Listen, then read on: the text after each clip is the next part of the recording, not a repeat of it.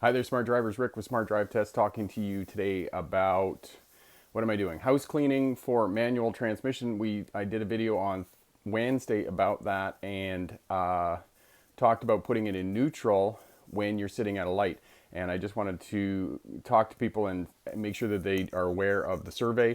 As well, I wanted to talk to you quickly about four-way flashers and when you use four-way flashers on your vehicle. Had a discussion over on the Smart Drive Test mastermind group at Facebook, and certainly went on the replay here, look down in the description and I'll put the link to that mastermind group over there. Go over there and sign up and join the discussion. It was a really great discussion.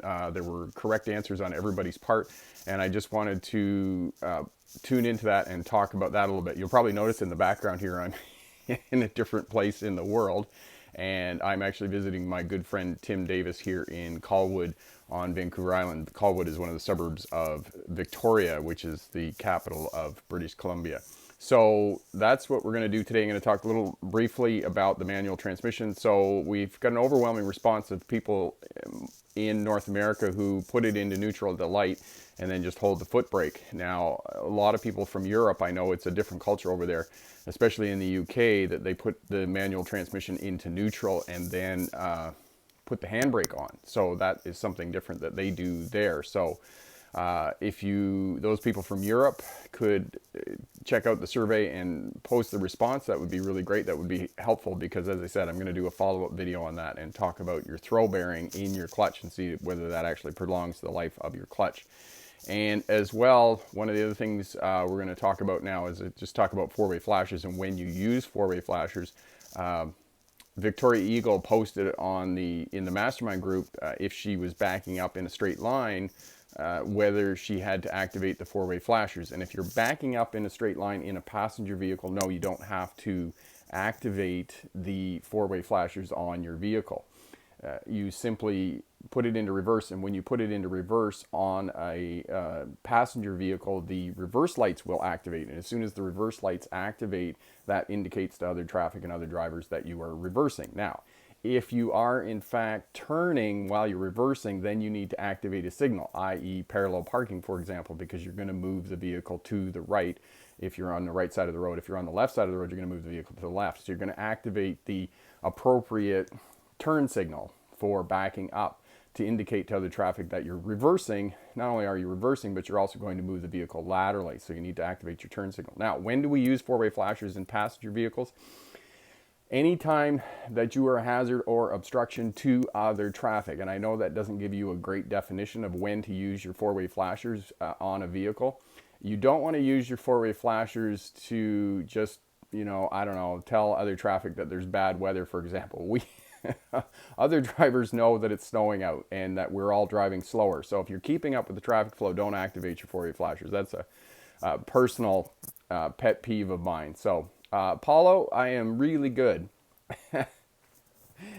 Oh, Paulo, you're still waiting for my email about... Yes, my apologies. I'll answer that as soon as I get off the live stream here, Paulo. I do apologize about answering back. Okay, and so four-way flashers, passenger vehicles. As Jake pointed out over at the mastermind group, anytime that you're in a funeral, you can use four-way flashers. Anytime you're pulled over on the side of the road, use your four-way flashers if you're broken down or those types of things to indicate to other traffic. And the reason that you use the four-way flashers is because our eyes are attracted to light and movement. So, Bernice, you're most welcome. And Keat, you are most welcome. Thank you for the comment. And as you may or may not know, I'm also on my phone here because I'm away. So anyway, back to four-way flashers. So anytime you're a hazard or obstruction to other vehicles on the roadway, anytime that you're going slower than the flow of traffic and it is bad weather or you have some sort of mechanical breakdown on your vehicle, you're going to activate the four-way flashers. If you're using your GPS or you're looking for a location and you're driving slower and you're looking around and trying to find the location, then activate your four-way flashers to tell other road users that you are going slower and that you're looking for something and you may have an unpredictable action. So those are the times you activate the four-way flashers.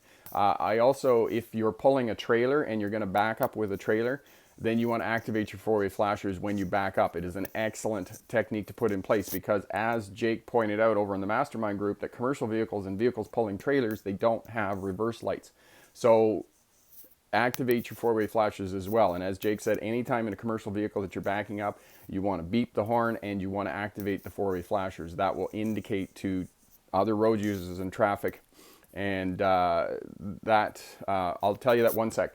So that will indicate to other traffic and road users that you're backing up, and will also get their attention that you're actually going to do something unpredictable. Okay?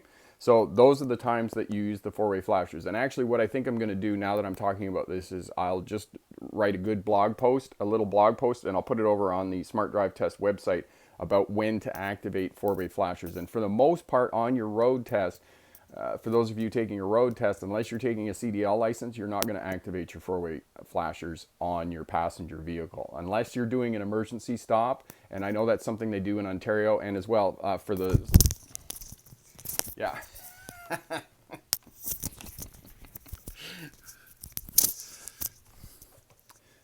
Okay, Dan, that's an excellent question. Can you still hear me? I knocked my headphones out because I was waving around my hands. Yes, four-way flashers. Yes, you can thank other drivers with your four-way flashers. That's an excellent question. Oftentimes, if somebody lets me in or I wanted to say thank you, I just flash the four-way flashers 3 times to say thank you to other drivers that they let me in. So yes, that is an excellent point for four-way flashers. You can use them to indicate to other... That's excellent, Bernice. I'm glad we were able to help you out there. So yes, so you can use your four-way flashers, just flash them 3 times. Jose, no, you're not going to use your four-way flashers when you're reversing in a straight line or when you're turning to back up for reverse parking. You're just going to activate your signal. You're not going to put your four-way flashers on unless you're doing a emergency stop. That's the only time. Okay, so the Honda CR-V, I had a question about the Honda CR-V. The Honda CR-V is a 1998 Honda CR-V, and it currently has 317,000 kilometers on it. Now, it does have a couple of things that needs to be repaired. It needs a new muffler, and it needs a new windshield. What else does it needs? One other thing, but I mean, it needs. There's a little bit of rust on the passenger side of the back corner panel. So there you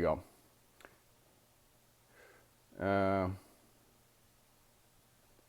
No, Marco, as long as you're not, lugging the engine too much, as long as you're not, much around 1,000 RPM, then you might want to consider shifting down. But for the most part, as I said in the last video that I put up on Wednesday, you essentially want the highest gear for the lowest rev. That's going to give you the best fuel mileage. So that's what you need to do in terms of driving a manual transmission. All right, so we're going to wrap it up there.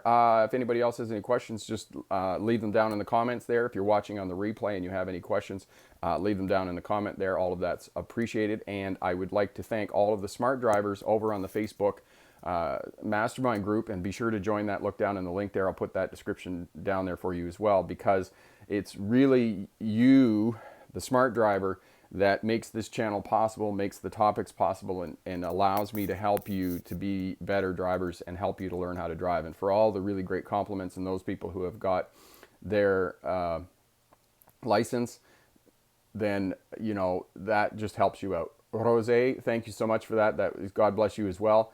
And because all of those comments make this better and give me topics to talk to you about and help you through challenges that you're facing in terms of learning how to drive or be a veteran driver who's working to be crash free. So if you like what you see here, share it, subscribe, leave a comment down in the comment section as well. Hit that thumbs up button, leave a comment down there. Like I said, all of that helps out. And head over to the Facebook group and join the mastermind group, and as well join the discussion, because all of that helps us to be better drivers and gives us great topics for discussion. I'm Rick with Smart Drive Test. Thanks very much for watching. Good luck on your road test. And remember, pick the best answer, not necessarily the right answer. Have a great day. Bye now.